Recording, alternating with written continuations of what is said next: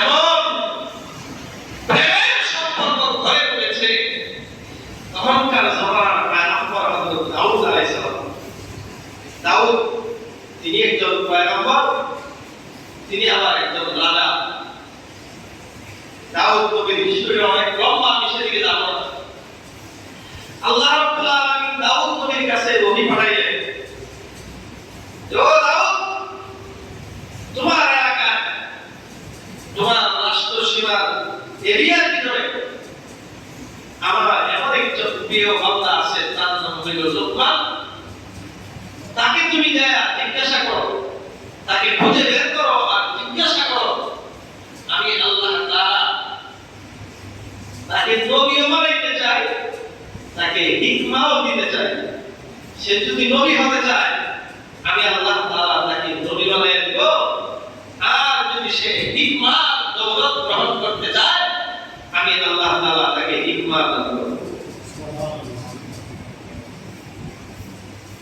আল্লাহ পয়গম্বর হযরত দাউদ আলাইহিস সালাতু ওয়াস সালাম আল্লাহ তাআলাকে ডাকতে বলেন, আল্লাহ, ও আল্লাহ, লোকমান নামের কত মানুষই তো থাকতে পারে। লোকমান কোন এলাকার মানুষ, কোথায় তার বাড়ি, কোথায় তার ঘর, সে কোথায় থাকে, পরিচয়টা সহজ করে দাও। না হয় আমি লোকমানকে কোথায় খুঁজে বের করব। আল্লাহ রাব্বুল আলামিন বলে দিলেন, রে দাউদ, আমার ওই বান্দা সে হবে দেখতে কালো, আরেকজনের গোলাম, কৃতদাস মানুষ। আমার পক্ষ থেকে তোমার উপর হুকুম জারি হয়েছে, তুমি তাকে খুঁজে বের করে তাকে জিজ্ঞাসা করো। আল্লাহর হুকুম স্বীকার করো। পয়গম্বর হযরত দাউদ আলাইহিস সালাম তিনি তালাশ করা শুরু করলেন। গ্রাম থেকে গ্রামে, শহর থেকে শহরে, রাস্তাতে, গলি গলি, সারা এলাকা ঘুরলেন। লোকমান নামের কোনো লোক খুঁজে পায় না। তালাশ করতে করতে হঠাৎ করে একদিন দেখলো যে মাঠের মধ্যে কিছু ছেলে মেয়ে রাখালি করে, মাঠের মধ্যে বেশ রাখালি করে।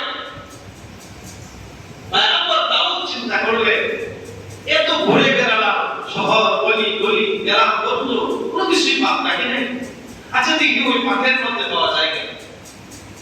কৌতূহলবশত সেই মাঠের মধ্যে গেলেন। যাওয়ার পরে আল্লাহ তাআলা তার চেহারার যে বিবরণ দিলেন, সেই বিবরণ মধ্যে একটা ছেলের আকৃতি প্রকৃতি অনেকটা মিলে গেছে। পয়গম্বর কাছে গেলেন, এই যুবক, কে তুমি, কি নাম তোমার? হুজুর, আমার নাম লোকমান। তুমি স্বাধীন নাকি গোলাম? আমি একজন গোলাম। সুবহানাল্লাহ। পয়গম্বর হযরত দাউদ আলাইহিস সালাতু ওয়াস সালাম ডাকতে বলেন, এই লোকমান, তুমি এমন কি আমল করো, এমন কি সম্মান তোমার, আল্লাহর সাথে তোমার এমন কিসের সম্পর্ক? আমি বর্তমান জামানার পয়গম্বর, বর্তমান জামানার রাজা, এত সম্পদ থাকার পরেও আমাকে শহর থেকে শহরে, গ্রাম থেকে গ্রামে, রাস্তাঘাট, গলি গলি, সারা এলাকা ঘুরে বেড়াইলাম লোকমান তোমাকে পাওয়ার জন্য।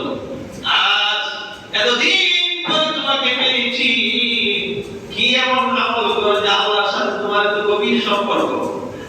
আল্লাহ কি বলেছে আমার ব্যাপারে? আল্লাহ রাব্বুল আলামিন তোমাকে একটা কথা জিজ্ঞাসা করার জন্য বলেছে। কি জিজ্ঞাসা করার জন্য বলেছে? বলেছে, তুমি নবী হতে চাও নাকি হিকমার দৌলত দিতে চাও? আল্লাহ তাআলা তোমার ব্যাপারে জিজ্ঞাসা করেছেন, তুমি যা চাইবা আল্লাহ রাব্বুল আলামিন তাই তোমাকে দান করবে। লোকমান কিছু সময়ের জন্য ভাবনায় পড়ে গেল। একটু ভেবে চিন্তে পয়গম্বর দাউদকে ডাকতে বলে, ওগো আল্লাহর পয়গম্বর, নবুয়তের জিম্মাদারি তো অনেক বড় জিম্মাদারি, অনেক দায়িত্ববান জিম্মাদারি। আমি সাধারণ একজন খেটে খাওয়া মানুষ, গোলাম মানুষ, আরেকজনের অধীনে কাজ করি। সে যত সামান্য যাদের লাইফে চলি, এমন কঠিন পরিস্থিতিতে আমি নবুয়তের মতো মহান জিম্মা নাজারে যদি আল্লাহ দেয়, যদি আমার দায়িত্ব পালন অবহেলা হয়, তাহলে আল্লাহর নজরে আমি ছোট হয়ে যাব। এই জন্য আল্লাহ রাব্বুল আলামিনকে আপনি বলেন, আমি নবুয়তের দায়িত্ব গ্রহণ করতে চাই না, আল্লাহ তাআলা আমাকে যেন হিকমার নিয়ামত দান করে।